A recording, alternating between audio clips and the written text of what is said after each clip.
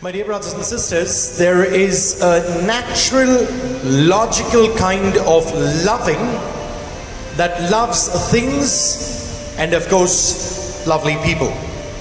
That's logical. But then there is another kind of loving that doesn't look for value in what it loves, but rather creates value in what it loves. For example, take Rosemary's rag doll. When Rosemary was 3 years old, she was given a beautiful little rag doll, which quickly became an inseparable companion. She had other toys that were intrinsically far more expensive, but none that she loved like she loved the rag doll. Soon, the doll became more and more ragged and less like a doll. It also became more and more dirty. And if you tried to clean the rag doll, it even became all the more ragged. And if you didn't try to clean the rag doll, it became dirtier still. Now the sensible thing to do was to trash the rag doll. But that was unthinkable for anyone who loved Rosemary. If you loved Rosemary, you loved the rag doll too, because it was part of the package. Love me, love my rag dolls, says God, including the one you see when you look in the mirror. This is the first and the greatest commandment.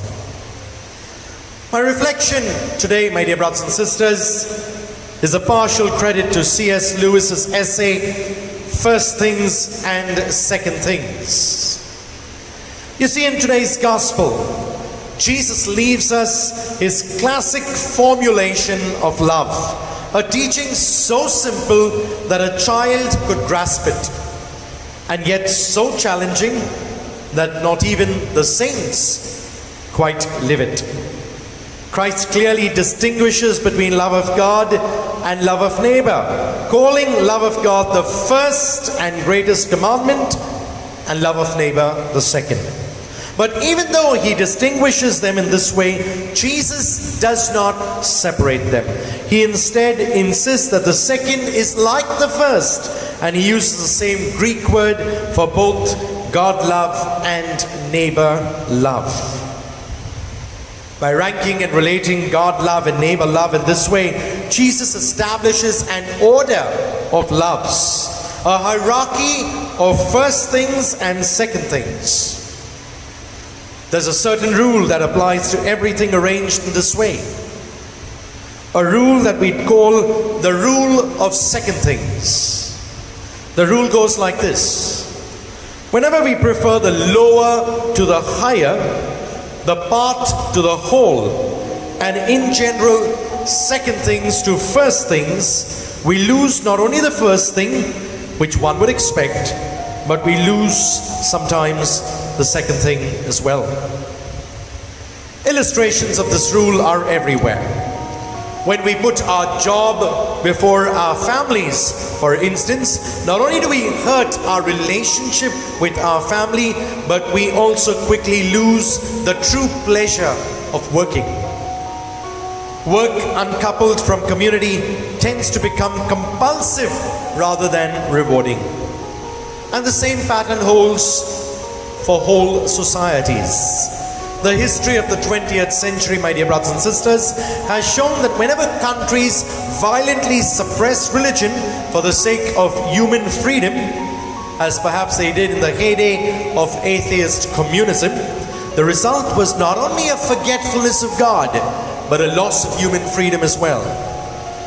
Whenever we put humanity before divinity, we get neither right.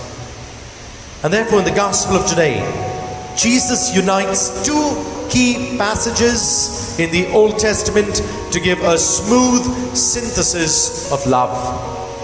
Hear, O Israel, the Lord our God is one Lord, and you shall love the Lord your God with all your heart, and with all your soul, and with all your might. Deuteronomy chapter 6 verses 4 and 5. And you shall love your neighbor as yourself, Leviticus chapter 19 verse 18. So how do we love God? By keeping His commandments found in the sacred scriptures, especially as resumed in the Decalogue or the Ten Commandments. But how do we love our neighbor?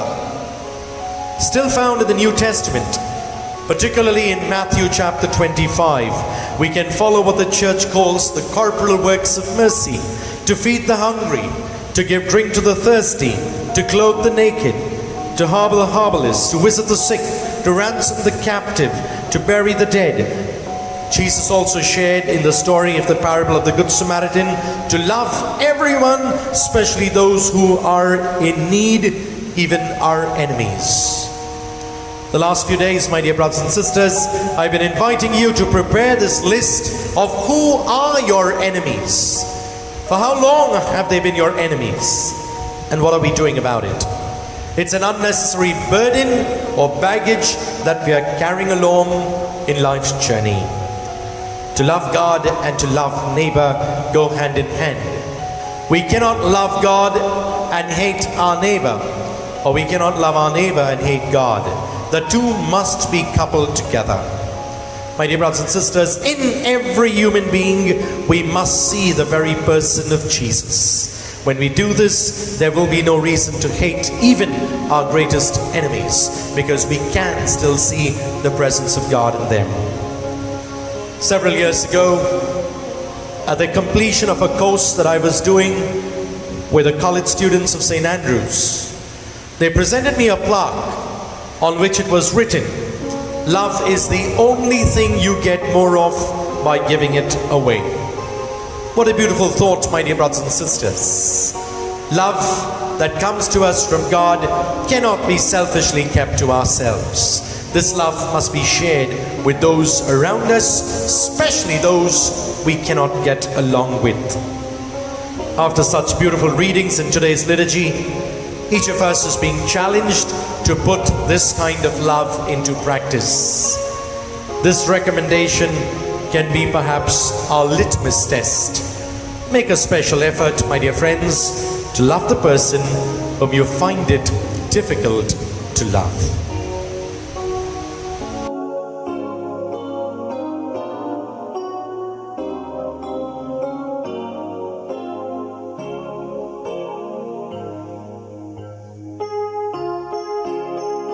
God bless, and do have a Jesus-filled day.